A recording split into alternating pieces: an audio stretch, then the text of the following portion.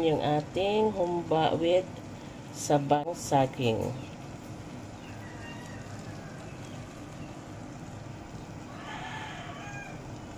Hey guys! Welcome back to our channel. For today's vlog, gagawa ako magluluto tayo ng humba. Nag-request si Harold, maghumba daw ako. So yan, pagbigyan natin dahil meron naman kaming kaunting karne. Buti na lang merong panghumba. Dahil mostly yung binili ni Mr. ay yung pork chop na cut. Ayan, isang kutsa muna natin to or hilisan. Pagawason na to ng mantika before natin ihumba.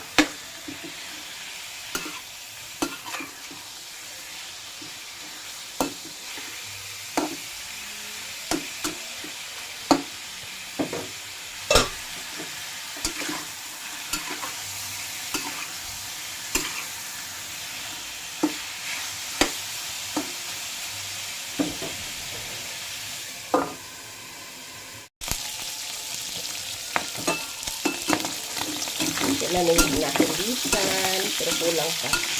Kailangan pa natin kulang ng langis o ng pisa. Yung taba talaga.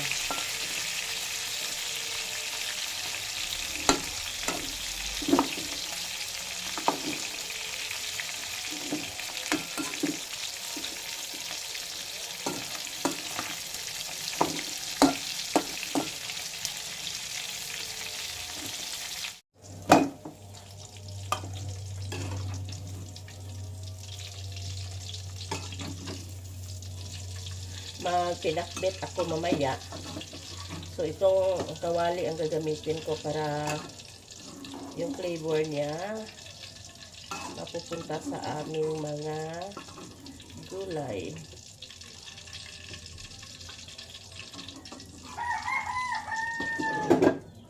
Oh God. Ayan. Tapos guys, maglalagay ako ng saging. Ito yung sikreto na sikreto to sa pampatamis. Ha? Ang time? So, may time, oy. 12:35. So, ayan.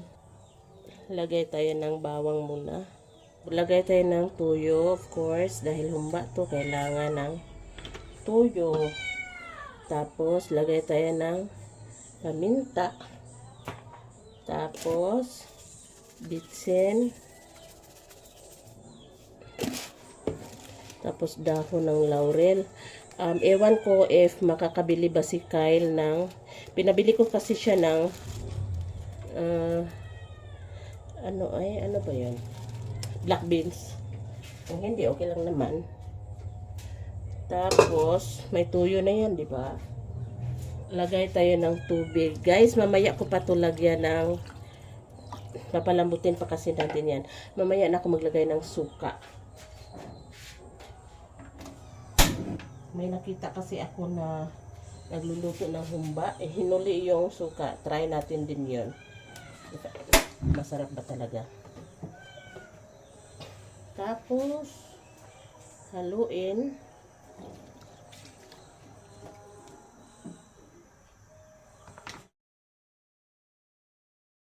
Oras na guys para maglagay tayo ng suka.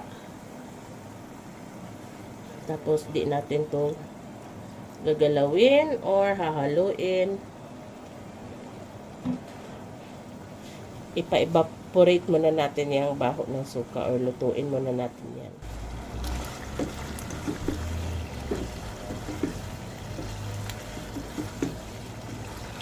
Dahil lang mamantika na yan guys. Maglagay muna tayo ng tubig. Tubigan muna natin. Yan. Dahil iluluto ko pa ang ating banana. Bahala kang amigasa ka, eh. Ito yung magpapatamis, magpapabalance sa acid ng ating humba.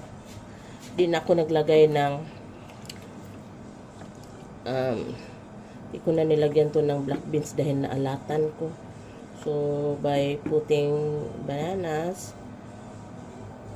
magbabalance na yung tamis at alat niya.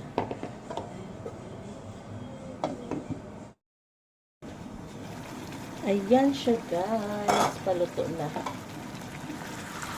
Ayan. Nagmamantika na siya actually. Tapos yung banana natin luto na din. So labasin natin yung ano niya, mantika guys. Gusto ko durog yung banana para ma-distribute yung tamis niya sa karne. Ayan, kakain na kami ni Harold. Ayan, yung ating humba. Tsaka malambot na. Gusto yan ni Mister. Haluin natin ha. Ayan nga guys. Nagmamantika na siya. Wala ng sabaw.